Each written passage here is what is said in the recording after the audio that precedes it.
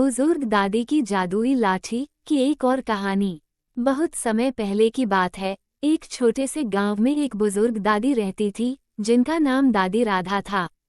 दादी राधा के पास एक पुरानी जादुई लाठी थी जिसे वो हमेशा अपने साथ रखती थीं। ये लाठी दिखने में साधारण सी थी, लेकिन उसमें अद्भुत शक्ति थी। जो कोई भी दादी राधा की लाठी को छूता, उसे अपनी मन की इच्छा पूरी करने की शक्ति मिलती थी। लेकिन ये शक्ति केवल तब काम करती थी जब लोग अपनी नीयत सही रखते थे। गांव में एक दिन एक बड़ा संकट आ गया। गांव के पास एक घना जंगल था जहां अक्सर जंगली जानवर आकर फसलें खराब कर देते थे। एक दिन उस जंगल में एक बाघ आ गया और उसने गांव के बकरियों के झुंड पर हमला कर दिया। पूरे गांव में हड़कंप मच गया। लोग डर के मारे किसी भी कदम को बढ़ाने का साहस नहीं जुटा पा रहे थे। तब दादी राधा ने अपनी जादुई लाठी को उठाया और जंगल की ओर चल पड़ी। रास्ते में गांव के लोग उनसे पूछते गए, दादी, आप अकेले जंगल में बाघ का सामना कैसे करेंगी?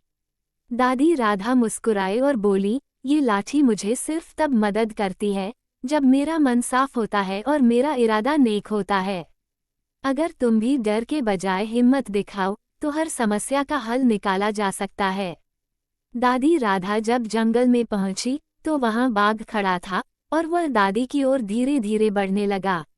दादी ने अपनी लाठी को उठाया और कुछ मंत्र पढ़ते हुए उसे बाघ की ओर घुमाया। अचानक बाघ शांत हो गया और वह दादी के सामने सिर झुकाकर बैठ गया। दादी ने फिर बाघ से कहा, तुम्हें डर नहीं होना चाहिए, क्योंकि यह गांव अब तुम्हारी मदद करेगा। हम तुम्हारे जंगल को सम्मान देंगे और तुम हमारी फसलों को नुकसान नहीं पहुंचाओगे।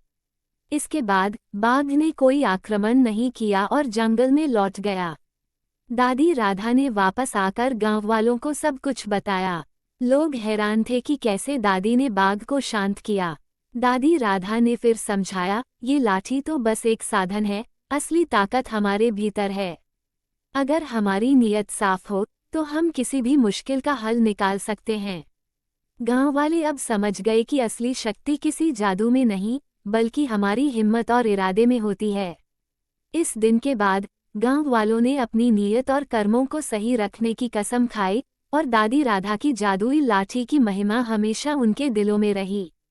कहानी का संदेश, अगर हमारी नीयत सही हो और हम दिल से नेक काम करें तो किसी भी मुश्किल का हल निकाला जा सकता है, चाहे वो कितना भी बड़ा क्यों न हो।